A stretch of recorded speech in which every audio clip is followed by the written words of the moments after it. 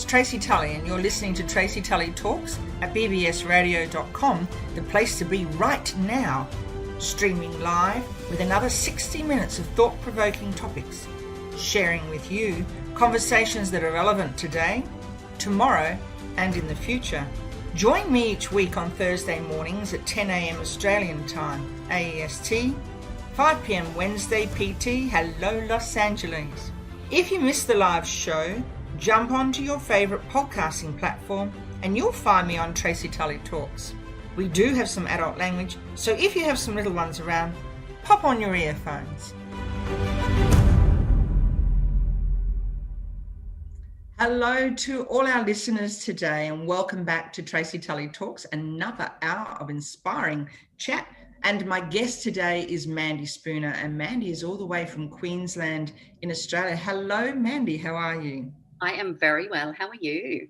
I'm great, thank you. It looks like it's cooler here than where you are at on the sunny coast. So for our clients, I'd just like to let everyone know what Mandy does. So Mandy helps families create healthy, low tox and eco-friendly lifestyles. So tell us, Mandy, tell me a little bit about your business. Sure. Well, thank you for having me. I'm really honoured to be here today. As you said, I live on the Sunshine Coast in Queensland, and I feel actually really blessed that my business that I have really is who I am as a person. So I'm really passionate about health, low tox living, and contributing to an eco-friendly planet. So my business is actually a product that actually really helps me do that much easier, and I love that I get to help other families do that as well. It's a big genre. It's a very big area for people these days, isn't it? And as it should be too, and helping those families, support them. But tell me about the journey that that brought you to us here today. Who is the woman behind Mandy Spooner, the business? I love that question. So I am a mum of 2 gorgeous boys and 2 busy dogs, and I have 1 husband, which is enough. And I've always been I've always been healthy, and actually we touched on this. Like, I'm really in tune with my body, which is really good, and my body's really good at telling me what it doesn't want and what I'm having too much of. So I've always been healthy, but don't get me wrong, like, I love pizza and champagne and chips and all that sort of stuff, but it really needs to be a moderation thing for me, who's an all or nothing personality. So health has always been a really big passion of mine. I've always been just this massive water drinker, like, just always, like, I'm never without water. And then my eco-friendly journey started about 4 years ago, and it was actually with Sarah Wilson, the I Quit Sugar Sarah Wilson.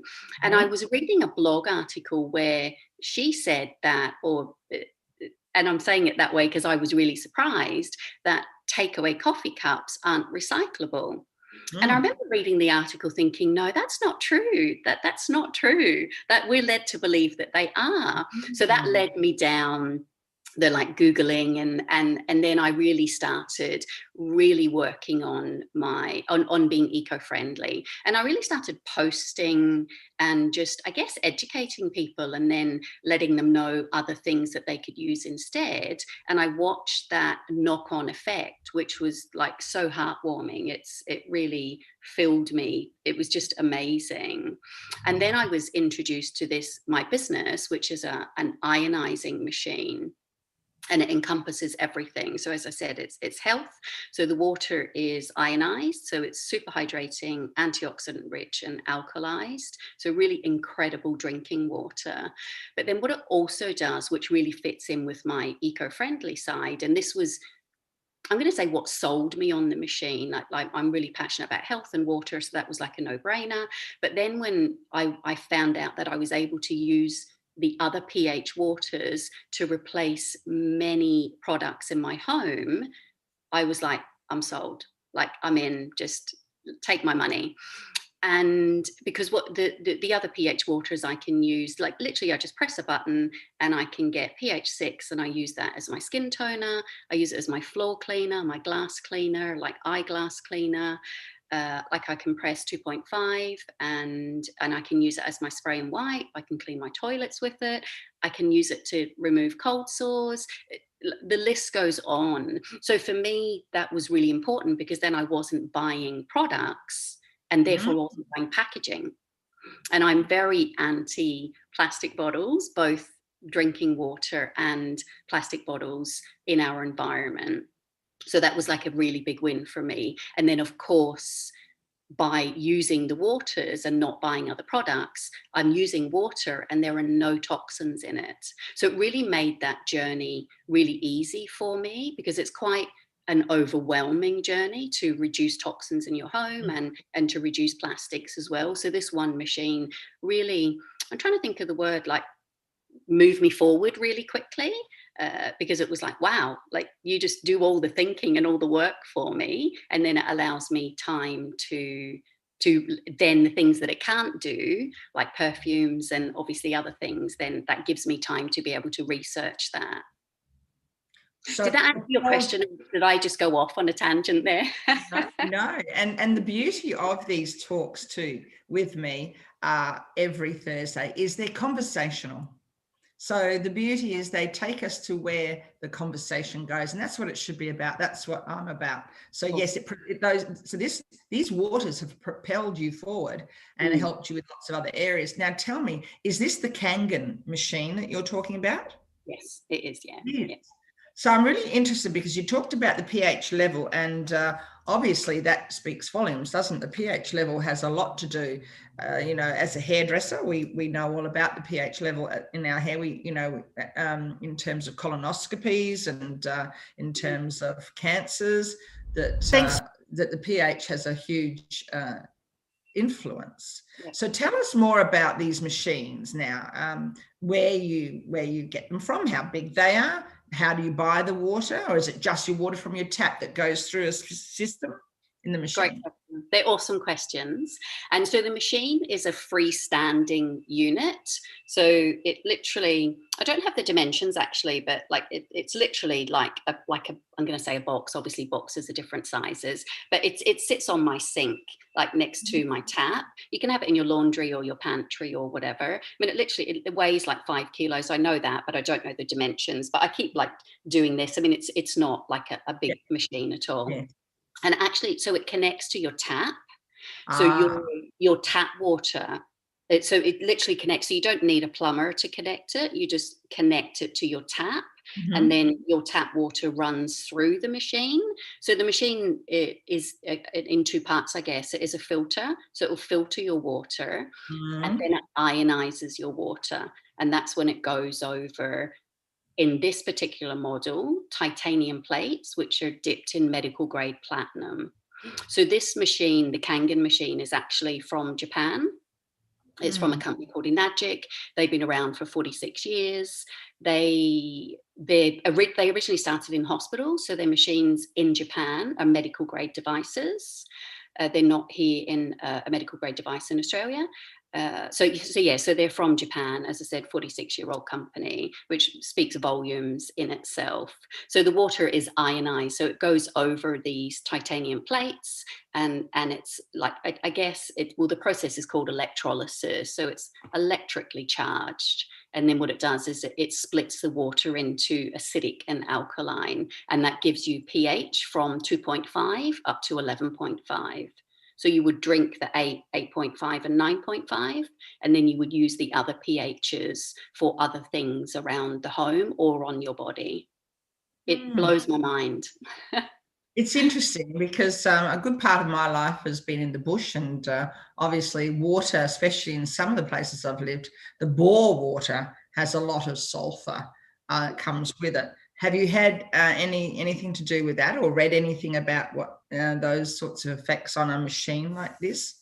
Yeah, do you know what? I haven't actually had any. I've got haven't had any clients with bore water, but I do have a lot of clients with tank water and then tap water. And as we know, not all water is created equal. So a lot of the tank water is actually, and I don't think a lot of people drink tank water. It's generally about a 4 to 6 pH. I haven't tested any tank water that isn't acidic. So obviously on the pH scale, 7 is neutral, anything under is acidic, and anything over 7 is alkaline.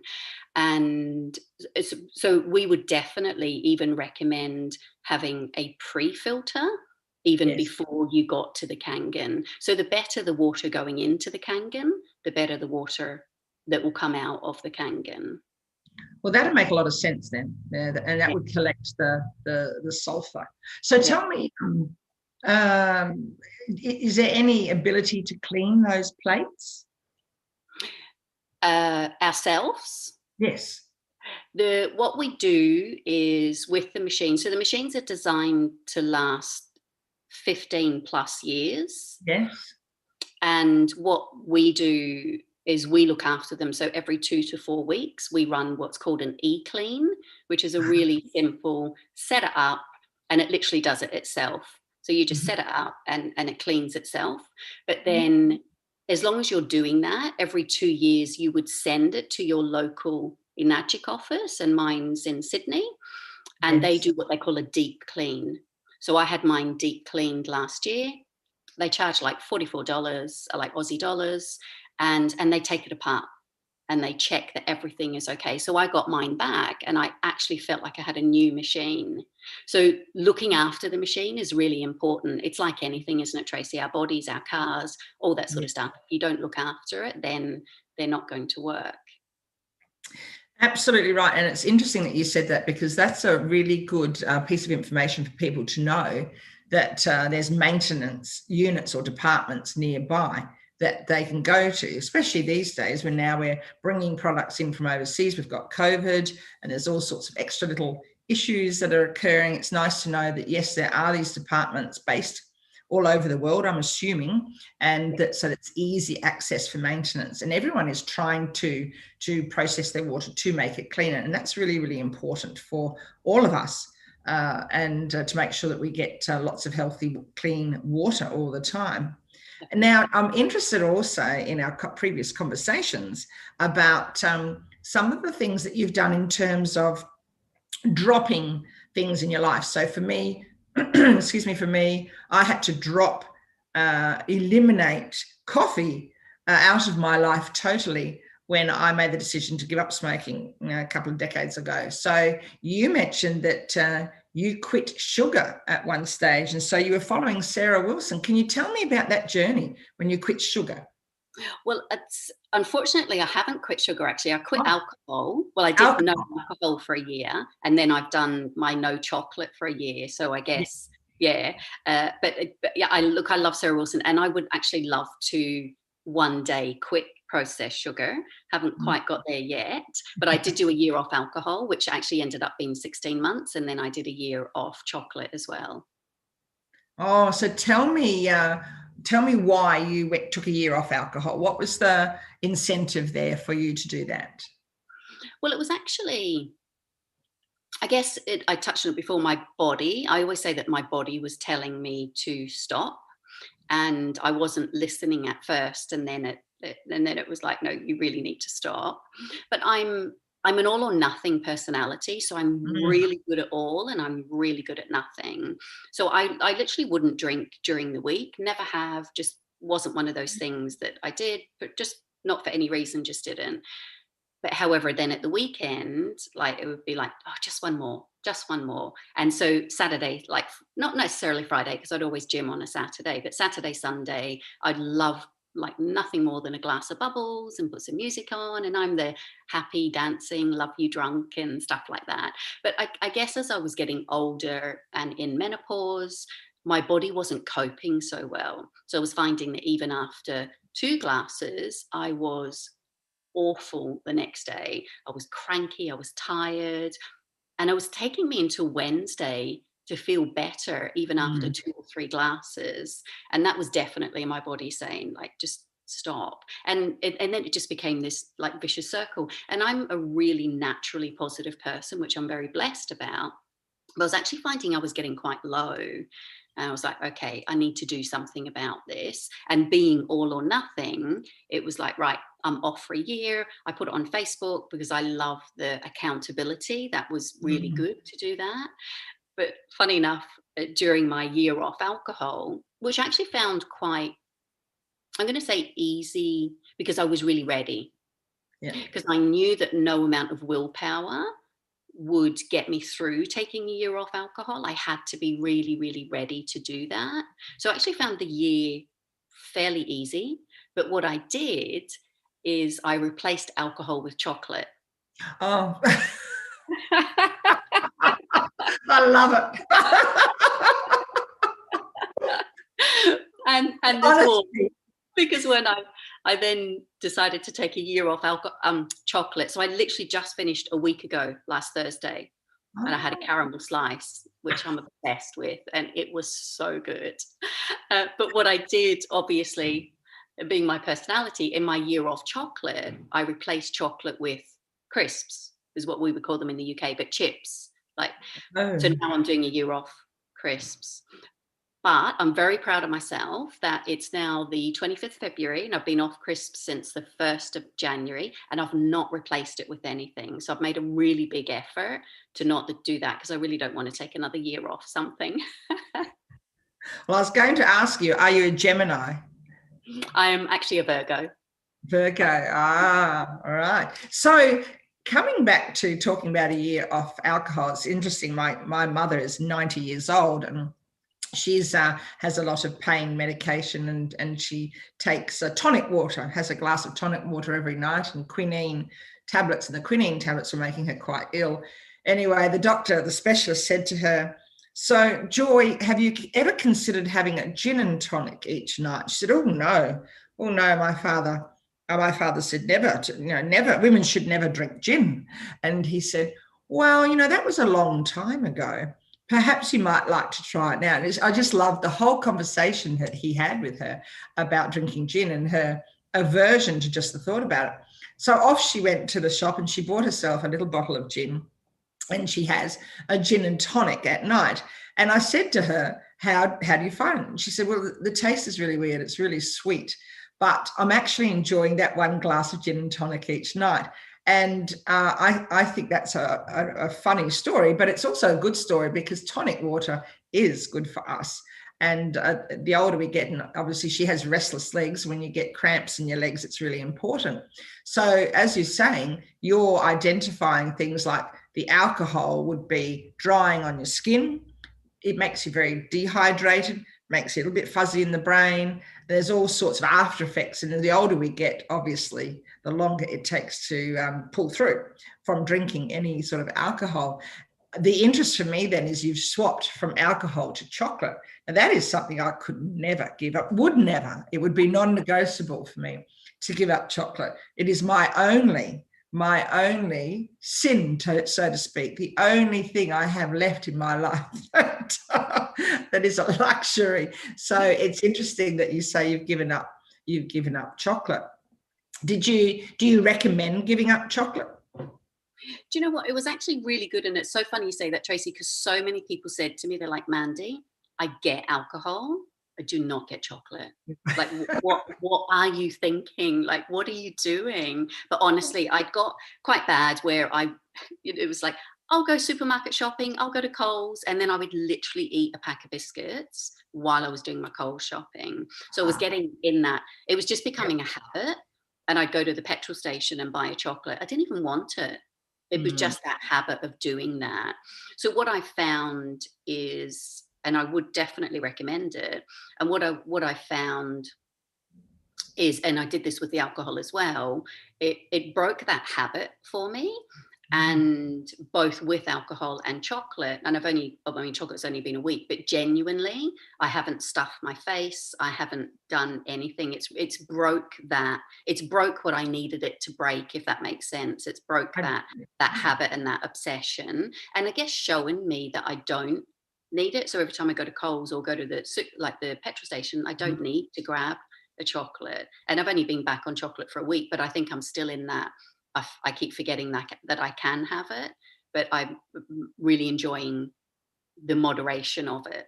Yeah, and that's the habit you've Yeah. broken, Yeah. that addiction of having too much when you didn't need it, or you did it probably to foster something else. So maybe a bit of stress in your life or boredom or whatever it was, it fills a gap, doesn't it? And that's what bad habits does. I'm really interested in hearing about your processes there in breaking these habits, because obviously you have some really great strategies you can share today with our listeners, in terms of what sort of strategies did you put in place to help break these habits? Yeah, that's a great question, and it's interesting because I am an all or nothing personality. I find it genuinely easy to do all or to do nothing. So that's something that I've always been really good at doing. So a lot of people have always said you've got like amazing willpower. I couldn't do what you do, but I feel it just comes naturally to me, being that like all or nothing personality. But I did say, both with alcohol and chocolate, the biggest thing is I was ready. And I don't feel that we do anything until we're really ready to do it.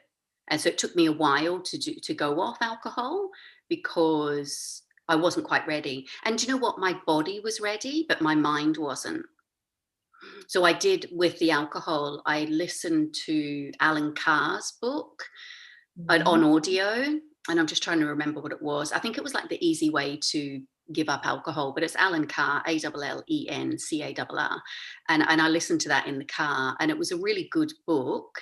And so I did some prep work in terms of, I guess a lot of my stuff was before I gave it up.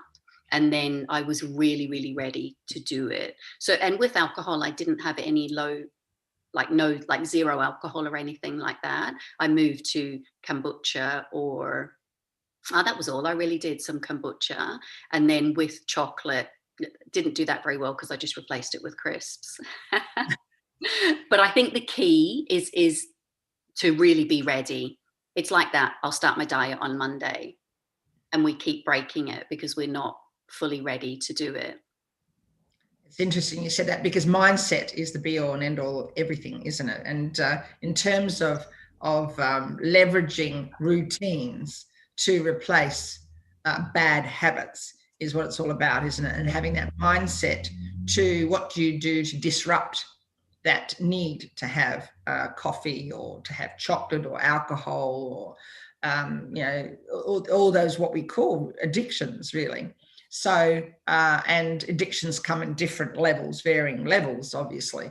And it is something that we are getting more aware of now. So how do you promote that awareness to all your clients?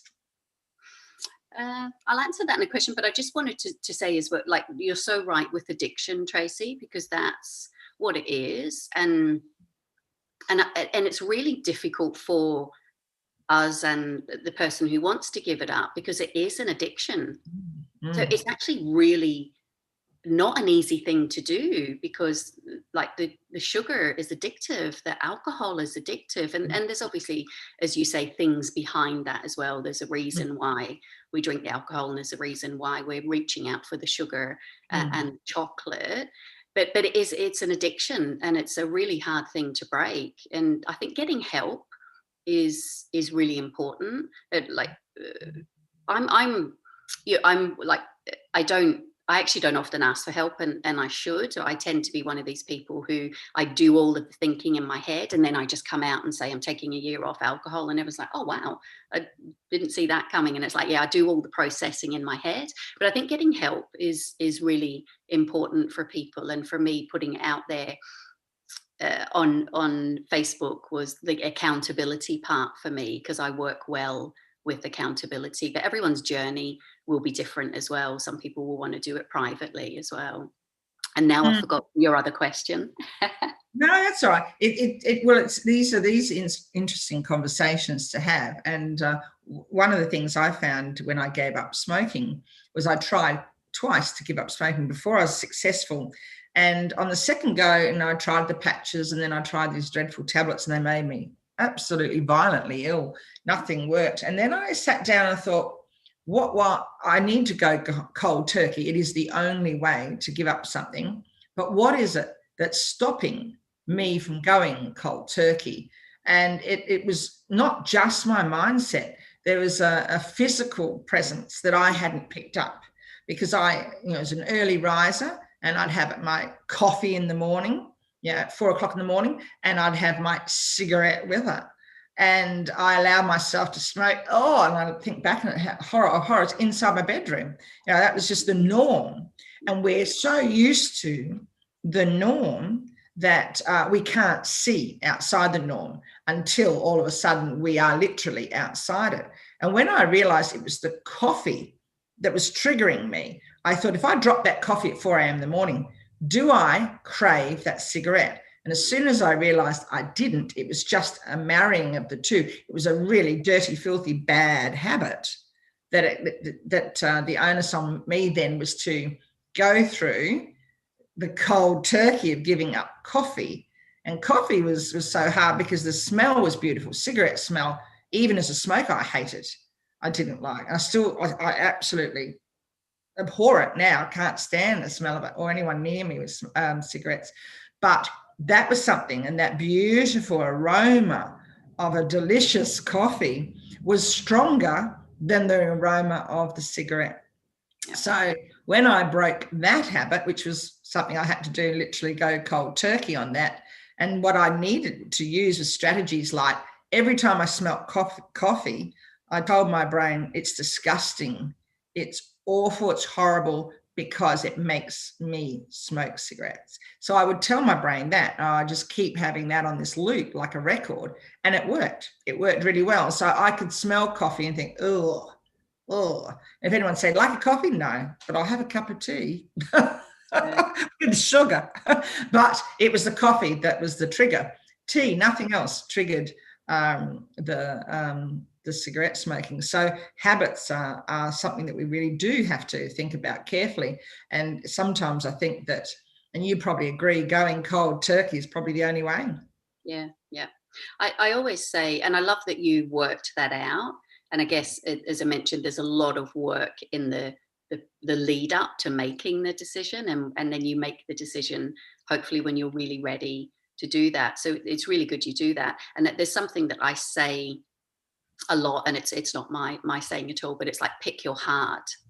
So it's the hard of, like, for me, feeling crap until a Wednesday and being cranky and tired and all of that, or the hard of not having alcohol. And I use that a lot. My poor boys, they're like, oh, here she goes again. But you're helping the boys though, because you're teaching them that you're having a go, and that's building your resilience. And that is a really powerful lesson that you're helping all your clients and community tribe, as well as your own family, that you're setting that role model aspect for them to see, this is what happens when you do it. And this is the thinking behind it. And these are the conversations that are very powerful, Mandy, that a lot of people don't realize.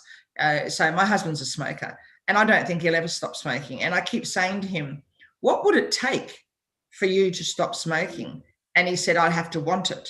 And I said, so what would it take to want to stop smoking? And he'd say, I don't know.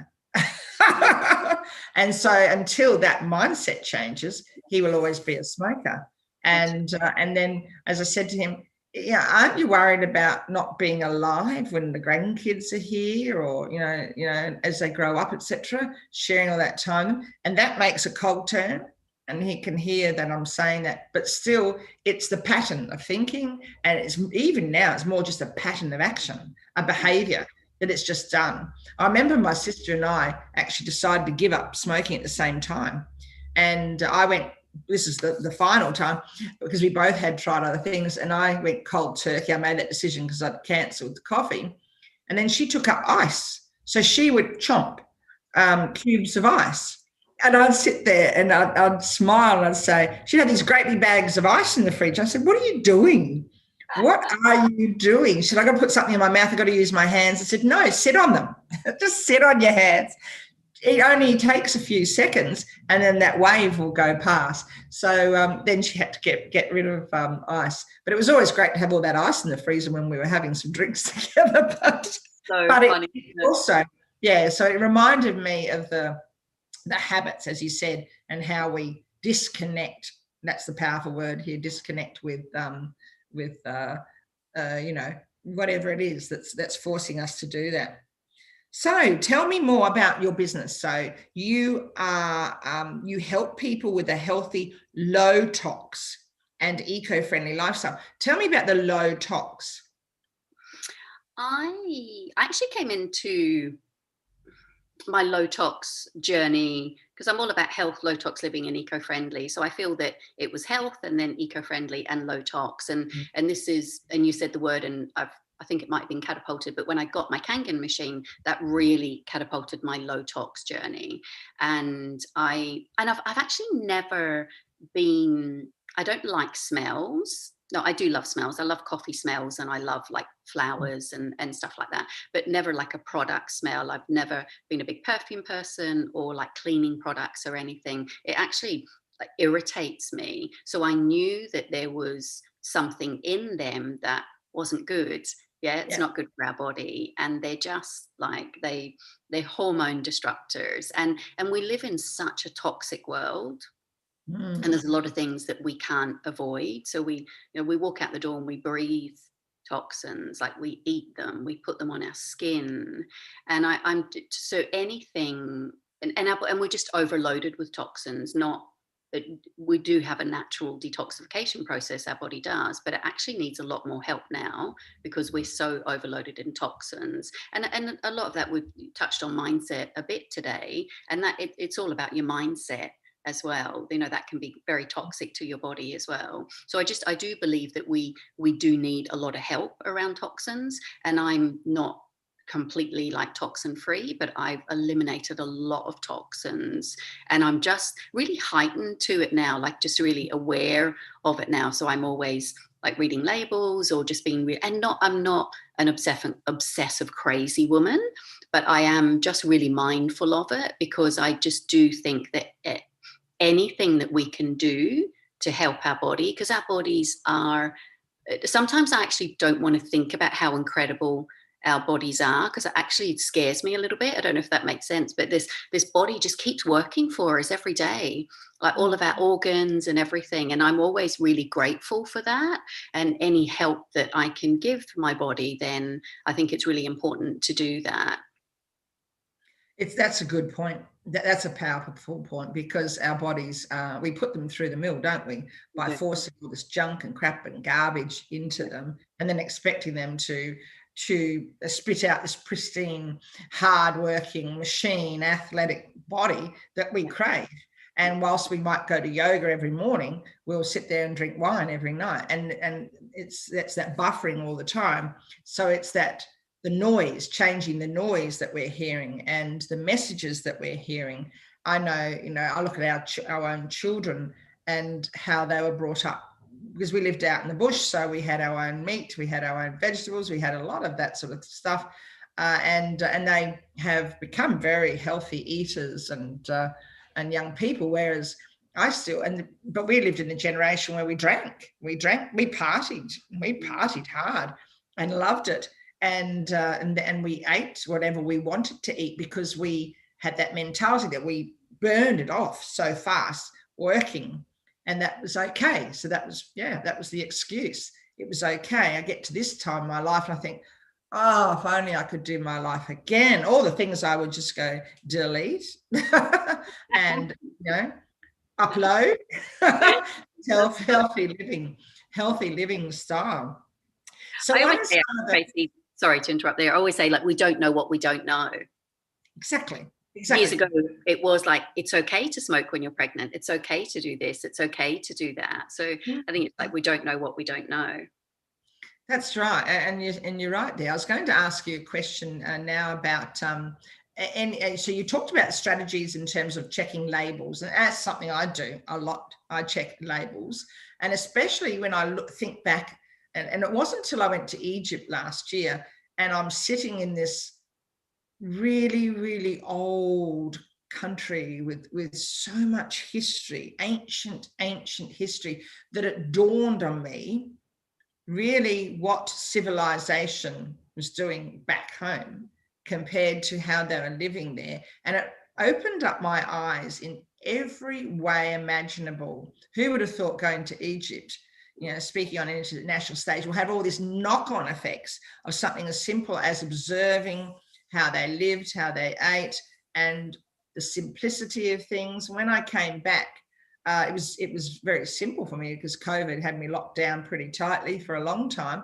And then I added on another couple of weeks because of my mum. She's very old and I didn't want any risk at all because COVID had, and there was outbreaks there in Egypt while I was there. So I was literally on the last plane home. And it was interesting because then I really became very, very aware of what was going on in my life and how I had to change it in every way across a lot of areas and for the better. And I felt that certainly was for the better. But observing some of their traditions and everything was very interesting. So do you have any quirky traditions or routines that you do that help you, stay in the flow, so to speak? Look, I've touched a couple of times and I do actually feel really blessed that I'm a really naturally positive person. So, and I'm driven and I'm a doer and I like to get shit done. So I'm very lucky that I am driven that way. And I guess through my journey, I've realized that I am here to educate and inspire. And that all started with my eco-friendly journey. So that inspires me to do it more and just inspire other people and educate other people. Because as I said, we don't know what we don't know. So I'm happy to be that person to say, look, don't use this, or this is a better thing. And it's all just like research. I mean, for me, it's been just researching and just like diving in and just finding companies that I really want to align with. I align with another incredible company who all of their products are Australian brands, no toxins, and all eco-friendly packaging. And that just like makes my heart smile so much. So I really align myself with companies like that who are really doing good in the world and who are making it easy for us so we don't have to go to just using Coles or like supermarket as an example and read the back of the labels and then you can't understand it and it's really confusing and they're using different names for different things. And one of the things that I do have actually is an app on my phone called Chemical Maze. And if I do ever have to look at any labels, I can jump on the app and it tells me what's like really bad, what's okay, and what's good, which is really helpful at the beginning of any journey. But always one of my things would be help. Literally, I mean, isn't it great these days? You can literally just jump on Facebook, your own Facebook, or in a group and say, hey guys, looking for low tox or no tox shampoo that's in eco-friendly packaging, and like boom boom boom boom, like 20 comments and 20 recommendations. So we really are becoming more aware of it now, as you touched on before. So I believe it's becoming easier. And it's a necessity. I always say that living a low tox life and contributing to an eco-friendly planet, which is something I'm really passionate about, isn't for the hippies anymore. No. It's a necessity for us and our generations and our grandchildren and our own children. It's an absolute necessity, both for our health. I'm always like, healthy people, healthy planet. Exactly.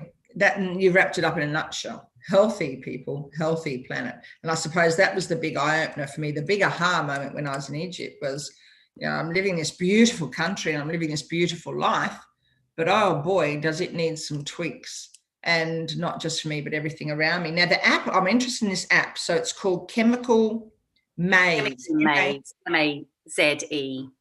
Ah, right. And so you just go into that and you type in a product and it will have all the background of it. Yeah, so it has like a red face, an orange face, or a green face, and it just tells you everything about that particular ingredient. And it's really overwhelming. Like it's the whole like toxins, and it's really overwhelming. There's a lot of products that actually have different names, a lot of toxins that have different names. So it's like, and there's a lot of greenwashing where it's like, free of parabens and free of this and free of that. But then if you turn it over, there's other things in there. So it is mind blowing. And this is why I really find companies who I guess, have done all of that work for me. And they only sell non-toxic products, which is great. So that's interesting. I've never heard that term, greenwashing. Yeah, so it does blow me away that they're like the bottled water like process is highly unregulated.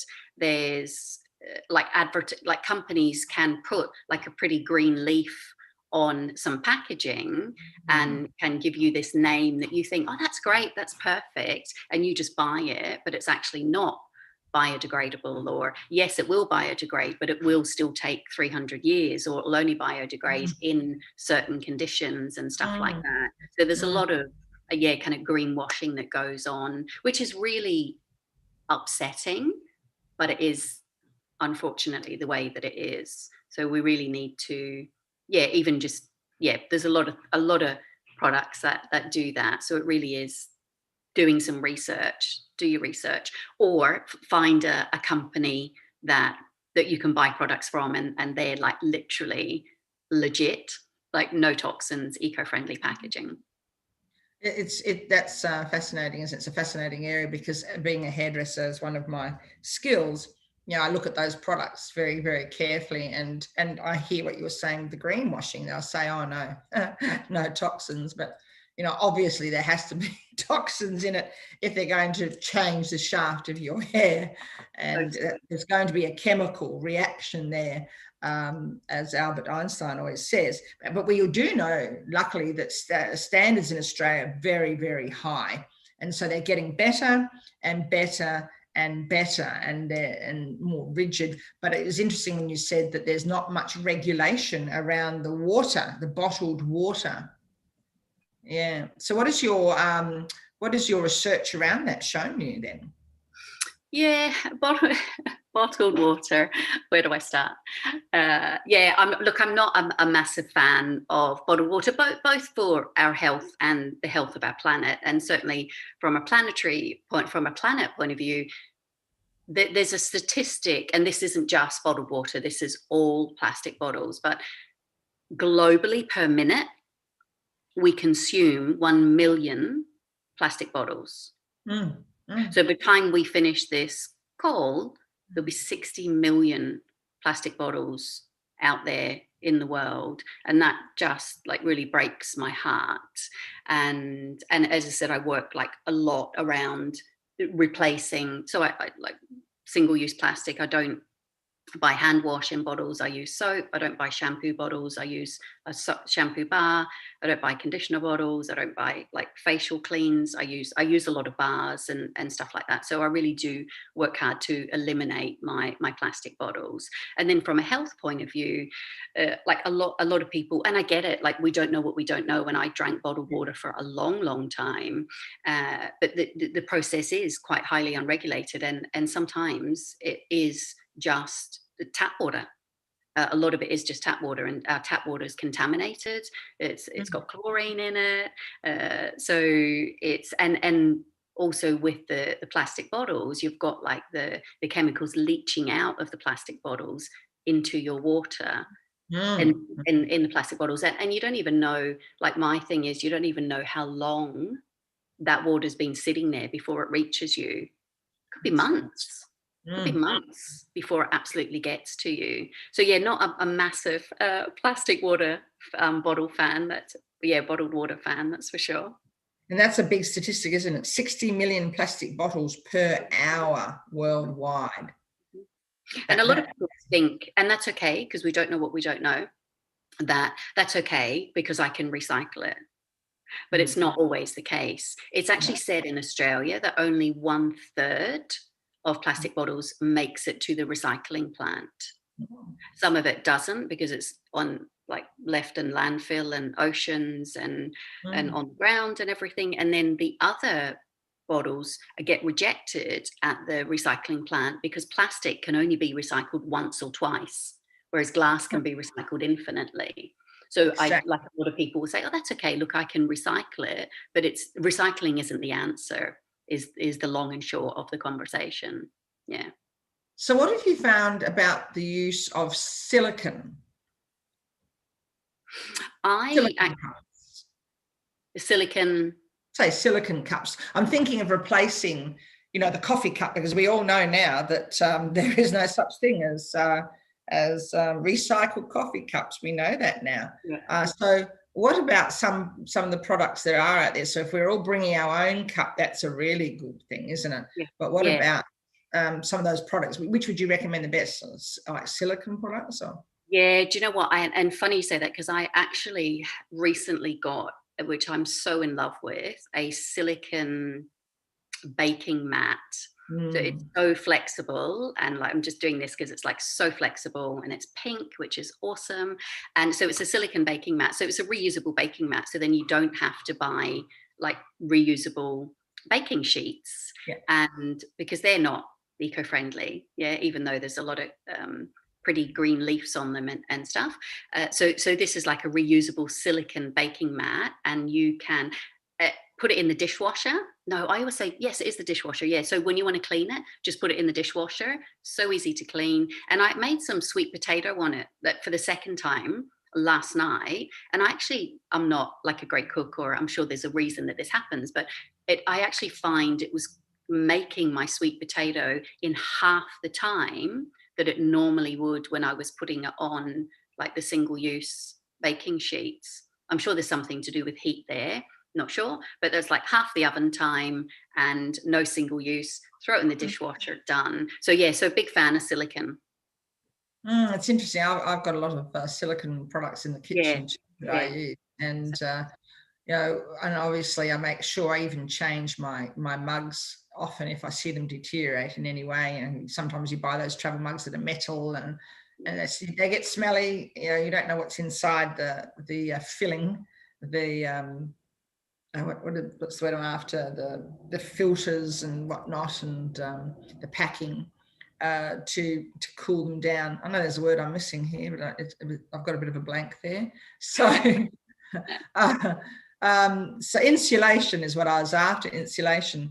And so things like aluminium, for example. I was brought up, my father was a doctor, and he just would not allow any aluminium in the house at all. We were not allowed to have aluminium touch our lips, literally, in terms of anything. So he was very, very strict. It's going back, a long time ago. We've got a bit of a repeat going on there. All right. So what we're going to do, Mandy, is I'd like you to tell me a little bit more about your journey and the challenges you've had as an entrepreneur. Oh, great question. Challenges. So as an entrepreneur, I always describe the journey as a roller coaster, and I can have every emotion possible just in one day, sometimes in half a day. But I do believe that I know that everything that I've done previously over the years has led me to today. So I am a believer in we are where we are because we're supposed to be there. For me, a big challenge has been, I'm going to say, doing me. So being me. And I say that, do you know what? I was actually, so in the industry that I'm in is network marketing. And Magic is a direct sales company. So I guess part of the network marketing industry. And prior to that, I was a graphic designer. And when I was a graphic designer, I was actually really good at being me. I was really good because I knew that people came to me because they liked my style, and they went to someone else because they liked their style. And that made sense to me. Like, well, of course you would. Like, why would you come to me if you wanted someone else's style? So I was really good at being me in graphic design. But then I joined network marketing. And at that time in 2014, it was like, kind of, they had this thing, what was it, like, not follow the leader, but success leaves clues, that sort of stuff. So it was like, this is how we do it. So follow the steps and then you will have that same success. And I really struggled with that. And I remember distinctively one day saying to one of the girls on my team, oh my goodness, I have like this incredible idea. And I actually can't even remember what it was, and then I told her, and then she went, oh my God, Mandy, that is so good, but it's not what we do. And at that moment, it should have been that light bulb moment where I went, yeah, this is not for me, because I do like, I say I like to be myself, and it's really important to be yourself. But I continued for a few years of really following the steps that was allegedly going to get me to where everyone else was. And it wasn't until like literally like a couple of years ago that I just thought, you know what, I need to be me, do me, because that's what people buy. You are your business, you are the unique in your business, so people buy from you because they know, like, and trust you, but they also align with you or resonate with you. So my clients will be mums, families, people who are on a low tox journey and an eco-friendly journey and like the way that I do and present things. So I guess to answer that question, it would definitely be the longer journey that I took to realize that I needed to be me. That identity is a big thing, a big area, isn't it? And I'm pleased that you brought that up, because it is a journey, isn't it? Yeah. Yeah. Because we're fashioned around, this wealth of knowledge and influence we've had our whole entire lives, and then you've got the pressure of your parents bringing us up with the way they were brought up, and likewise we do the same. And then you've got lots of influences there that want you to conform, even or have conditions around something as basic as love, which is not basic at all. But there's always a condition. You've got to do this, or you've got to be that, or you've got to do that, or act in that way. And a lot of people get absolutely transformed like that, and they think that's the only way to be, and that's who they are. And it's interesting that you brought that up, because what you're saying is correct. You have to be who you are to be at your happiest, don't you, before you can move forward. Yeah, I love that. And I love even what you said about love as well. I mean, this is a whole conversation in itself, isn't it? It is. Definitely. Yeah. Yeah. It certainly is. And, conditional love. Conditional love is a powerful one, and it's something I reflect on all the time. And I know our daughter's getting married, and she said, "Oh, Mum, would you mind if we did this or this?" And I said, "Belinda, it's your wedding, not mine. You do whatever you want to do. You don't come and ask me, but thank you anyway for including me.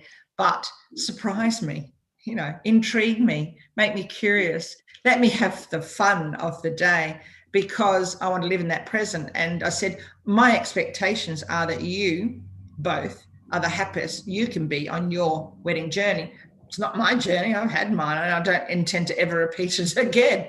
And that's what made me start thinking, hearing myself saying that all the time. I thought, there's always conditions around everything, isn't it? I worked in a job where the conditions were, they actually were so corrupt in their policies that they prevented each and every person, massive organization, prevented each and every person from having the right, their actual rights restored. And so even went as far as, under the Public Service Act, that you had lost your right to to privacy. You'd lost your rights as a citizen. And therefore there's this great big problem in the Public Service Act in Queensland, and it was allowing corruption to come in, and they changed it in the very last parliamentary session before elections last year, which was good. There's still a lot more change to happen. So when you're brought up and you're manipulated so much constantly, we think it's normal, don't we? This conditional love, and it's conditional everything, isn't it? Product conditioning. Absolutely. Yeah, absolutely. And as I said, that could be another conversation, but I love what you did with your daughter's wedding. I think that is such a beautiful, beautiful thing to do. Really beautiful. And actually, when we got married, my husband and I, we paid for our wedding, and I started telling, and we had a beautiful small wedding. And I started telling people what we were doing for our wedding. And I was just getting opinions and opinions and opinions. I was like, wow, and then I stopped and I said, I'm not going to tell you anything. Just turn up on the day. And as you say, have a surprise. Yeah. Yeah. It's powerful, isn't it? I know, my parents gave me a beautiful sum of money to pay for our wedding, and we paid for a lot of ours too. And I've done likewise for our children, give them a sum, obviously, because it comes from love. And I said to them, there's no condition to it. I said, if you want to have a courthouse wedding and go and use that money to go for a holiday together, so be it. Not going to worry me. It's your wedding. And manipulating, as we know in life, we are so manipulated, aren't we, by the media and products. So looks like we're going to be wrapping up very shortly, my dear. So how about you tell us where our listeners can find you? Awesome, thank you. Well, my name is Mandy Spooner, very easy. And so my Instagram handle, I spend a lot of time on Instagram, and my Instagram handle is Mandy, MANDY _Spooner, SPOONER. And then I have a website as well, which is mandyspooner.com. So keep it simple, keep it easy. So it's my name, Mandy Spooner. Lovely to have you with us today, Mandy, and thank you so much for coming and joining us and sharing your knowledge. And I think it'd be a great opportunity for everyone to follow Mandy either on Instagram and pop into her website. So it's mandyspooner.com and Mandy _Spooner on Instagram. It's wonderful that you've been able to share that information. So for our listeners today, thank you for listening to another very inspiring 60 minutes on Tracy Tully Talks, and have a beautiful weekend. We'll catch you next week. Thank you. Thank you so much.